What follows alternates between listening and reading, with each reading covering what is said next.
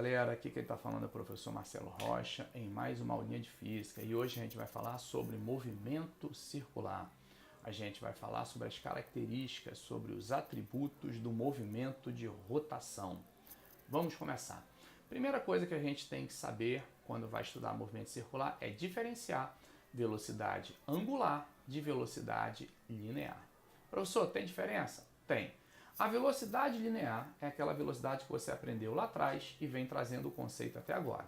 É aquela que você aprendeu em MRU, aquela que você levou para MRV e é que nós vamos trazer para cá e vamos chamar de velocidade linear, simplesmente para diferenciá-la da velocidade angular.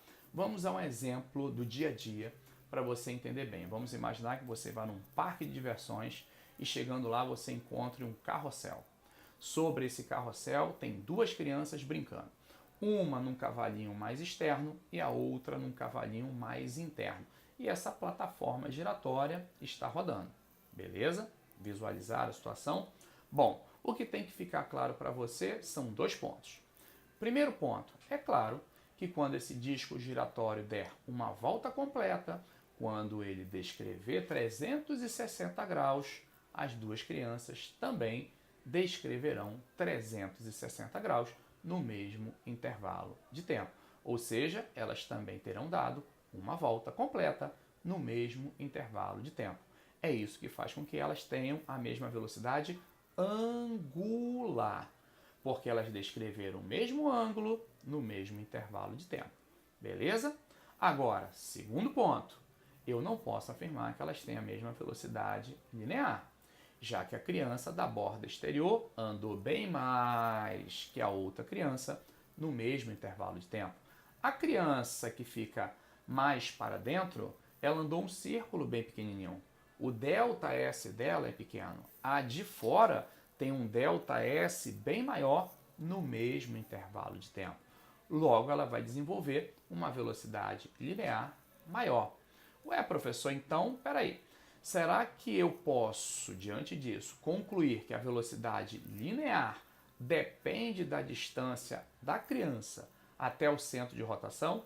Sim.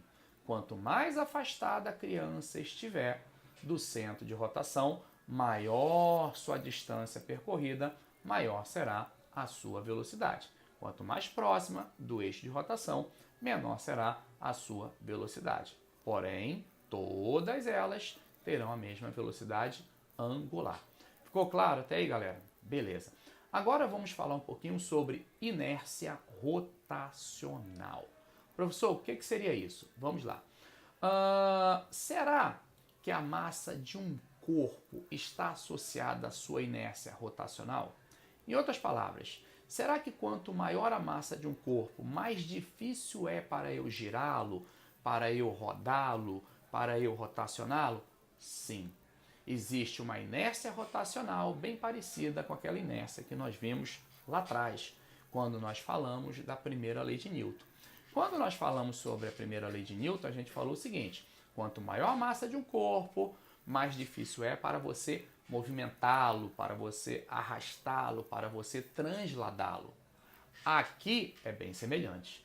Quanto maior a massa de um corpo, mais difícil é para você colocá-lo em movimento rotacional. E se ele já estiver em movimento rotacional, mais difícil será para você pará-lo. Interessante isso, né? Mas aqui tem um detalhe curioso. Não depende só da massa. Depende de como a massa dele está distribuída em relação a um eixo de rotação. Como assim eixo de rotação, professor? Ué, se a gente está falando que um corpo vai girar, capacidade que ele tem de rotacionar, essa rotação se dá em torno de um eixo. E quanto mais afastado do eixo você tem mais massa, ou seja, se a maior parte da massa do corpo estiver distribuída longe desse eixo, maior a sua inércia de rotação. Não entendi, professor. Mais difícil é para aquele corpo girar. Então, quanto mais longe do eixo de rotação estiver a maior parte da massa daquele corpo, mais difícil é para ele começar um movimento de rotação. E um equilibrista de circo se aproveita disso. Já notaram? Que ele usa um bastão para se equilibrar? Então, aquele bastão e você tendem a girar em torno de um eixo que é a corda. Então, tanto você quanto o bastão tendem a girar.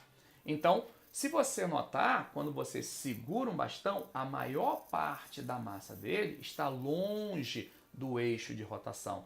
Isto faz com que o momento de inércia dele, e esse é o termo que a gente usa na faculdade, seja grande. Ou seja, seja grande a sua inércia de rotação. O que isso significa, professor? Significa que quando o equilibrista está se desequilibrando, o que ele faz? Ele segura firmemente naquele bastão. Como aquele bastão tem uma inércia de rotação grande, ele demora para rotacionar. Ele demora mais para girar, dando um ΔT para o equilibrista se reequilibrar. Ele dá um tempo de folga, um tempo de segurança para o equilibrista se reequilibrar. Entenderam? O ideal seria que nós tivéssemos mais massa ainda nas extremidades desse bastão. Quanto mais massa longe desse eixo de rotação, maior a inércia de rotação do bastão. Então, mais fácil para o equilibrista se equilibrar. É claro que na falta do bastão, já notaram o que ele faz, não é? Ele abre exatamente os seus braços. Para quê? Para colocar mais massa sua longe do eixo de rotação. Conseguiram visualizar isso, gente? É interessante, né? Vou te dar um outro exemplo prático para você entender bem, tá? Vamos imaginar que você tenha esses dois pilões aqui e você os coloque verticalmente sobre o piso da sua casa. Coloquei, abandonei. Você sabe que eles vão girar e vão cair no chão praticamente ao mesmo tempo. Então eles partem junto e praticamente chegam juntos. Beleza? Agora vamos imaginar que eu pegue esse aqui, o vermelho, e coloque uma massinha de modelar aqui na ponta dele. Coloque os dois enfileirados na vertical e os abandone novamente. Você vai notar algo curioso. Quando você os abandonar, o vermelho vai demorar mais para iniciar a rotação. Logo, ele vai demorar mais para chegar no piso. Você vai notar que o azul vai chegar num tempo um pouco menor. Por quê? Porque quando você colocou aquela massinha, a maior parte dele, a maior parte da massa desse pilô ficou longe do eixo de rotação, que é o piso. Você aumentou a massa mais distante do eixo de rotação. Então você aumentou sua inércia de rotação. Fica mais difícil para ele começar o seu movimento de rotação. Então ele demora mais para chegar no piso. É interessante, não é? E quando você pega um pilô também, você nota isso, dependendo do eixo que você escolhe. Porque um pilô pode girar de várias maneiras diferentes em relação a eixos diferentes. Por exemplo, imaginemos um eixo passando por aqui, um eixo horizontal atravessando ele de ponta a ponta. Olha a facilidade que eu tenho de girar esse pilô. Por quê? Porque a maior parte da massa dele está coladinha, está perto desse eixo, não está muito distante do eixo. Mas, se eu imaginar um eixo passando por aqui, eu já vou ter uma dificuldade maior quando eu tentar girá-lo em torno desse eixo. Ó. Quando eu tento fazer isso aqui, ó, já é um pouco mais difícil do que fazer isso aqui. Ó. Olha a facilidade. Pior será se eu imaginar um eixo passando por aqui e tentar girá-lo em torno desse eixo. Por quê? Porque agora você vai ter uma quantidade muito grande de massa longe do eixo. Então a inércia de rotação dele ó, vai aumentar bastante. Então para eu fazer esse movimento aqui, ó, já fica bem difícil. Você que malha, você deve experimentar isso também numa academia, quando você pega um haltere. Então quando você pega um haltere e aqui você tem uma massinha, e aqui você tem outra massinha, e se você tentar fazer isso com o haltere, ó, mole, mole. Agora pega essa massinha, que a gente chama de anilha, e afasta para cá. Pega essa massinha e afasta para cá. Mudou o peso do haltere? Não. Tenta girá-lo agora. Você vai sentir uma dificuldade bem maior. Por quê? Porque você distribuiu as massas mais longe do eixo de rotação. Você aumentou a inércia rotacional daquele corpo. Ou, como a gente diz na faculdade, você aumentou o seu momento de inércia. Beleza até aí, gente? É por este motivo que quando você abandona do alto de um plano inclinado um cilindro maciço e um cilindro oco, você já sabe que o cilindro maciço vai chegar primeiro lá na base do plano. Por quê? Porque quando você observa a disposição, a distribuição da massa num cilindro oco, você nota que a maior parte da massa, se não toda, está longe do eixo de rotação. Então a inércia rotacional de um cilindro oco é bem maior do que a inércia rotacional de um cilindro maciço. Logo, ele vai demorar mais para iniciar o seu movimento de rotação. Logo, o cilindro maciço chega primeiro à base do plano. Aí você falaria, professor, mas isso é óbvio. O cilindro maciço é mais pesado, o cilindro oco é mais leve. Mas você não pode esquecer do que a gente viu lá na mecânica, mais especificamente na dinâmica. Esquecendo a rotação, porque lá nós não falamos de rotação, a gente viu que quando você abandona dois corpos do alto de um plano inclinado, independentemente da massa, pode ser uma bolinha de ping-pong ou uma esfera de 1 tonelada, elas chegam juntas no solo. Só que agora eu estou acrescentando um fator, a rotação. Se eu não acrescento a rotação, se aqueles dois cilindros simplesmente deslizassem, eles chegariam no mesmo tempo no solo. Mas acrescendo o movimento de rotação, você tem que adicionar o problema, a inércia rotacional, que faz com que um chegue primeiro e outro chegue depois. Por isso que em alguns exercícios de física, o autor cita a seguinte frase: despreze o efeito de rotação do corpo. Ou imagine que o corpo apenas desliza sobre o plano. Ele está dizendo para você não levar em consideração a rotação. Beleza até aí, gente? Espero que vocês tenham entendido até aqui. Agora a gente vai falar sobre um outro conceito extremamente importante para esse capítulo e para outros que virão lá na frente, que é o conceito de centro de massa. O que seria o centro de massa de um corpo? Seria um ponto desse corpo ou fora dele. Depois eu vou falar sobre esse fora dele, tá? Então, deixa guardar essa informação. Então, é um ponto do corpo ou fora dele, ponto este imaginário, né? Não existe necessariamente, até porque ele pode estar fora do corpo, mas é um ponto onde você pode imaginar concentrada toda a massa daquele corpo. Isso é bem interessante, né? Porque se você sabe o conceito de centro de massa, você pode pegar um corpo extenso, como você, um quadro, uma cadeira, um planeta, e tratá-lo como se partícula fosse, como se fosse algo pontual, e aplicar tudo que você aprendeu até então. Porque tudo que você aprendeu até então foi considerando um corpo extenso como partícula. Pode ver que toda vez que a gente citava corpo, ponte, carro, ninguém se ligava nas dimensões desse corpo. A gente o tratava como partícula. Na realidade, a gente estava lidando com o seu centro de massa. A gente não estava lidando com o seu corpo, mas com aquele ponto fictício, onde a gente imaginava concentrada toda a massa daquele corpo. Professor, é fácil de calcular esse ponto? Depende. Se o corpo tiver uma certa simetria, sim. Por exemplo, um cubo maciço ou oco é no centro do cubo. Uma esfera maciça ou oca é no centro dessa esfera. E detalhe, maciça ou oca. Então, quando ela é oca, olha onde é o centro de massa dela. No centro dela, que não tem nada. É fora do corpo, é fora da região onde tem matéria.